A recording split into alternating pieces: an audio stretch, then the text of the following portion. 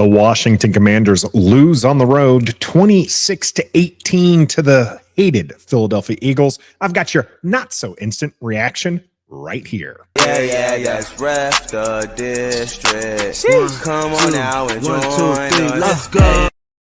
Greetings and salutations, and welcome to Ref the District's Not So Instant Reaction. I'm Nathan Perry, running it solo here today on this Friday morning. And it is not a good Friday morning. It is a loser's morning. It is a morning of mornings. And it is the Washington Commanders losing on the road to the Philadelphia Eagles, not only giving up first place in the NFC East with a chance to win it this week, but also setting themselves back a little bit. Now, this loss felt a lot different than the previous loss to the Pittsburgh Eagles. In fact, this is the first back-to-back loss for Jaden Daniels and Adam Peters and Dan Quinn, all in the burgundy and gold. And we're going to break it down to kind of talk about what we saw in this game here, because it did not go the way that Washington went, and it didn't go the way that most people would have thought, where Washington was only a 3.5-point dog to the Philadelphia Eagles.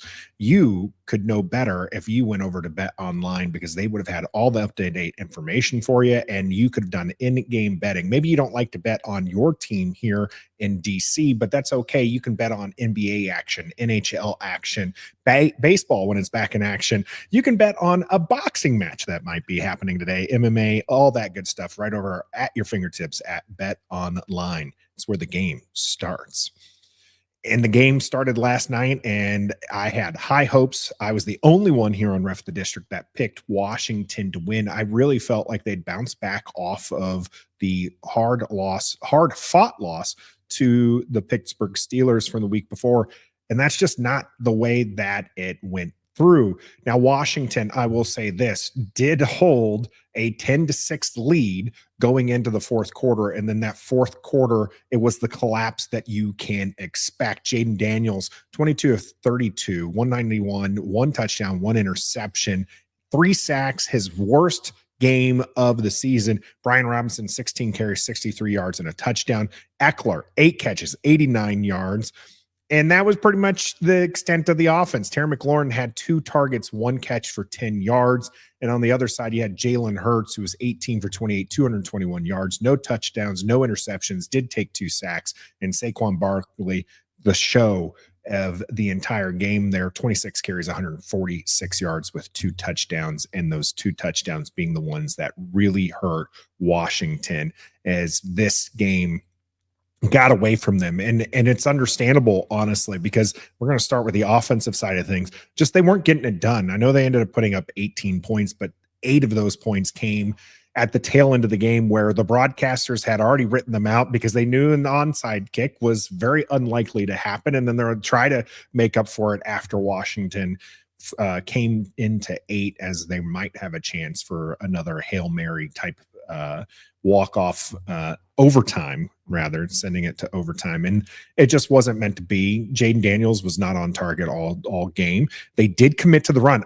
I mean, looking back at it, I mentioned Brian Robinson with 16 carries on the day. They had 28 rushes total to 32 dropbacks. Now, there were a couple scrambles in Jaden Daniels' 7 carries, so it maybe not quite so even, but that's fairly close. That's not a huge gap like we saw against the Pittsburgh Steelers, where they went away from the run. Brian Robinson had his opportunities and ran for 63 yards for just under 4 yards a carry. So it's not like they went away. And in the time of possession, there is a discrepancy there, but it's not as bad as it was early in the game. They finished the game with 26 minutes, nearly 27 minutes to 33 minutes for the Philadelphia Eagles. So it's not like when you're looking at this, and if you stopped at stopped the count going into the fourth quarter, things didn't necessarily look so bad, except for when then you get to the fact that at that point, Philadelphia was just absolutely doing what they wanted to. They were moving the ball. If it wasn't for Elliott's missed kicks, he cost them a full touchdown, an extra point. I mean, this should have been a game that was 33-18, which probably would have felt more in line with what I think most people would have expected. Washington going for it on 4th down twice, missing a key one when I thought that they should have gone for the points. And we'll get to that in a moment. Let's not bury the lead, though. Jaden Daniels not playing his best in these 2 games. Now, is it a mixture of his ribs, the offense of Cliff Kingsbury, the games that are being called, the opponents? These are 2 of the top opponents, 2 of the top defenses that he went through. And I think it's a mixture of all of those. Now, what I'm hearing right now is some chatter from the fan base that we need to rest him. He needs to sit, because I think a lot of people are saying that the rib injury is what's holding him back. And I wonder if that's the case. And I'm not with those who say sit him. I want to see him continue, develop and play and try to work through some of these issues, because maybe some of it's the rib, but I think some of it is also he's just playing some really good defenses. There's a slate of not good defenses coming up. And if he's not looking the same, then sure, if that's the rib injury, then sit him. But he's been full participant in practice, and he had the whole thing of saying, I'm back, baby, and flying around the practice field. Turns out wasn't necessarily the case. As it just, he looked off target. He looked like he was rushing things. And the game plan, Terry McLaurin had 1 catch for 10 yards off of 2 targets. Zacchaeus has the same stat line as Terry McLaurin, and those are your 2 receivers that you went after this game, because the rest of them were running backs and tight ends. Of the 22 completions that Jaden Daniels has, you had Austin Eckler with 8, Zach Ertz with 6, John Bates with 2, Brian Robinson with 1, Jared McNichols with 1. All of those were running backs and tight ends. You only had completions to Terry McLaurin, Zacchaeus, and Noah Brown. De'Ami Brown actually did have 1 in here as well. That's 4 catches out of 22 that went to wide receivers. There was no downfield. And maybe it was the fact that, they were taking away the deep passes, but they weren't even trying anything. And it seemed like they wanted to keep everything close. And Philadelphia's defense, led by Fangio, did what it wanted to do against this Washington front. Jaden Daniels, I think, is going to bounce back from this. I think he's going to start winning those Pepsi Rookie of the Player over the weeks and stuff like that. But right now, he's had a couple bad games against a couple good defenses. He's a rookie, and I think that expectations were running high, myself included, and it's time to make sure that you keep those expectations. No, I'm not going to say get rid of them. I still think Washington has a great chance to win the next 3 games before facing off against Philadelphia. And so I don't think that losing to 2 good teams should deter you from that. Stay the course. This is still I think what I think is a good team, but they are struggling right now. Now, can they work through the struggles? One of those struggles is the offensive line. Back-to-back weeks of looking absolutely horrendous. And this is after praising them going up against the Giants defensive line, which at that point led the league in sacks. And the offensive line did exactly what it needed to and kept Jaden Daniels upright. They have not been good the last couple of weeks. Brandon Coleman has not looked like the starting left tackle that he had previous to his shoulder injury bothering him. And I don't know what's going on. Even Sam Cosmi has just looked horrendous. He's getting beat. He's not hitting his assignments. He had one where maybe he just expected the running back to get by him at that point, but he just had this kind of half reared block. And that was the guy who ended up making the tackle, as I think it was Brian Robinson, who was not past him at that point, was kind of stalled out because the defense was able to push on the line in front of him. And so Sam Cosmi, not locking his guy, not pancaking him, was able to get there and make the stop. And it's just, if the offensive line and the play calling can't help Jaden Daniels out, then maybe those who want to sit Jaden Daniels have a point.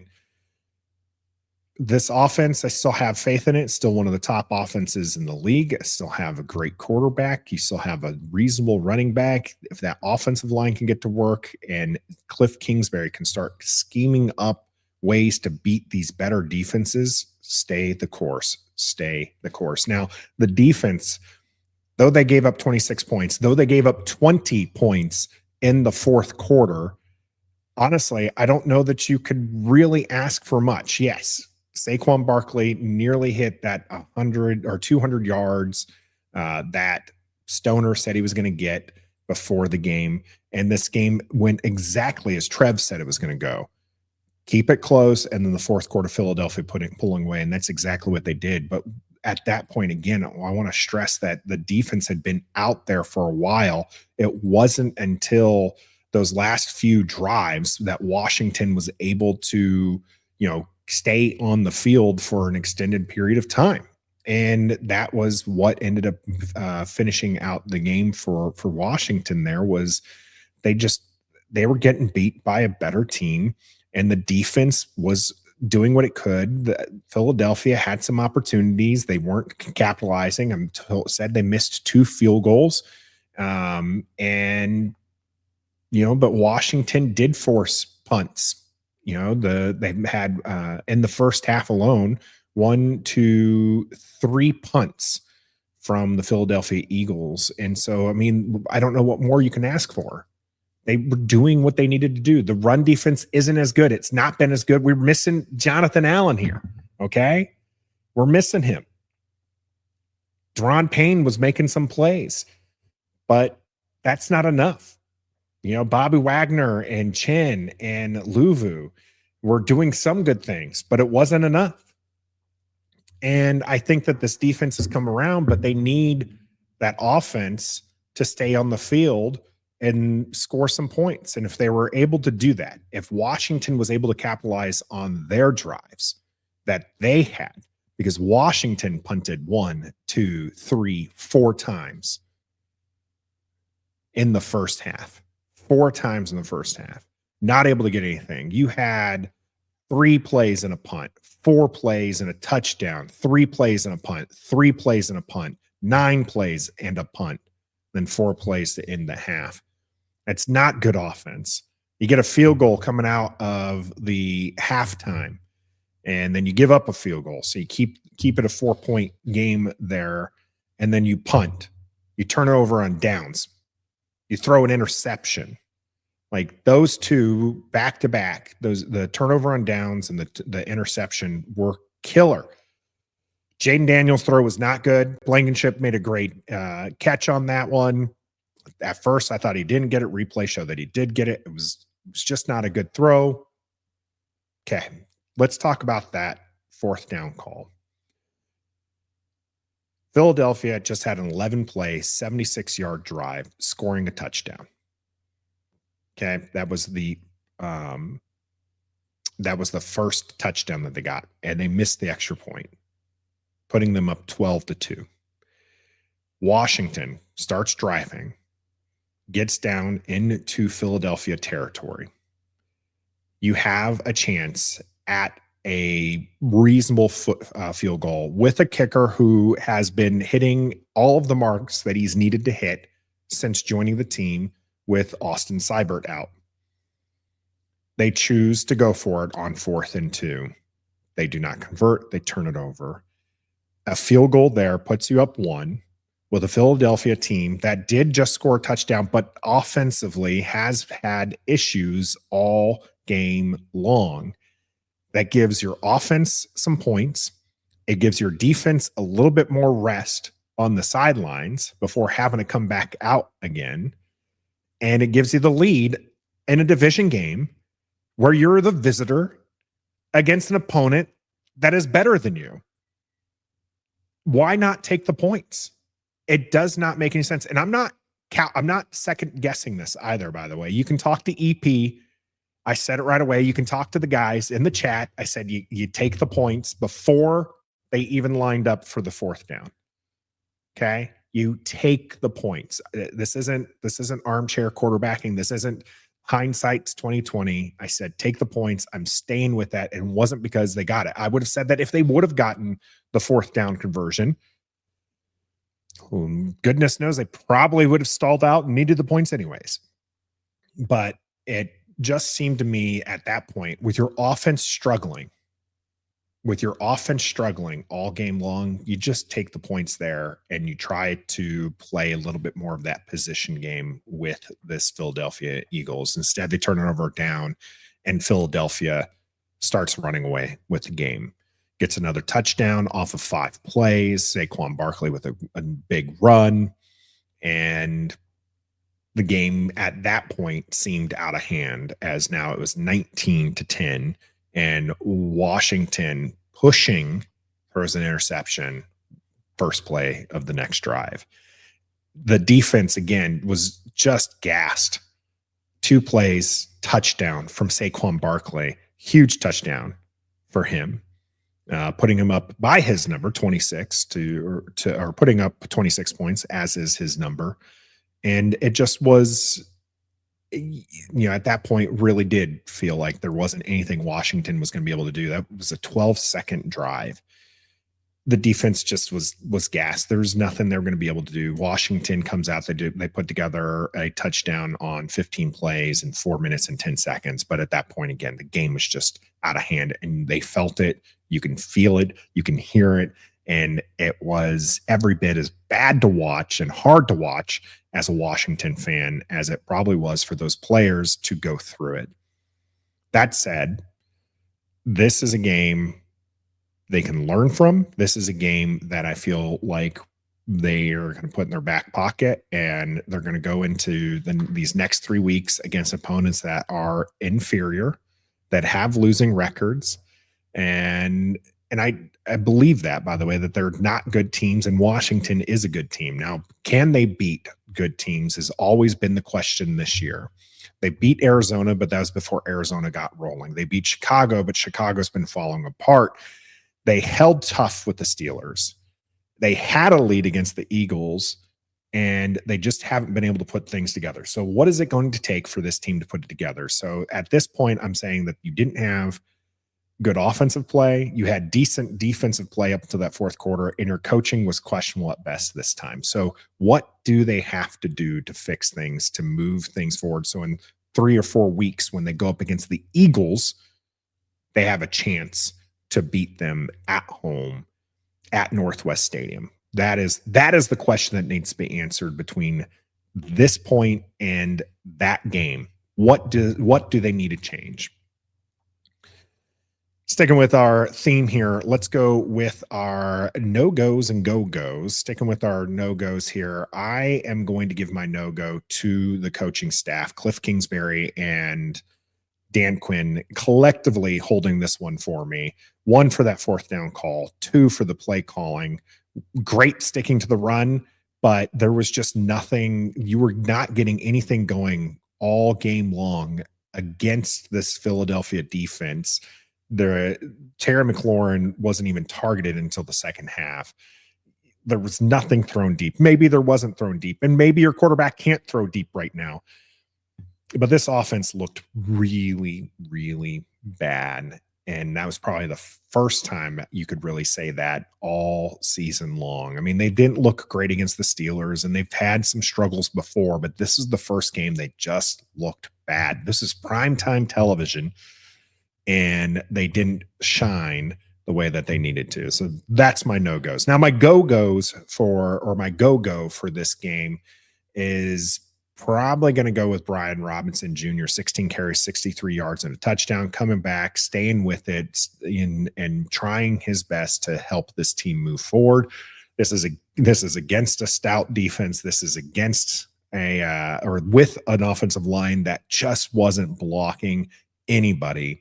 And so that's why I'm going to go with Brian Robinson. And I don't have a don't sleep player of the game, because I just don't think that there really was one. Actually, I will. I got one for you, because Don't Sleep Energy is fantastic, and they deserve to have a player of the game. And I'm going to bring that to you. But you first have to go over to don'tsleepenergy.com. Use the code DISTRICT. Get yourself 10% off your entire order. It's a local DMV company. Support a local business by giving yourself an energy boost. Again, that's the code DISTRICT over at don'tsleepenergy.com. Don't Sleep Energy. It makes you great.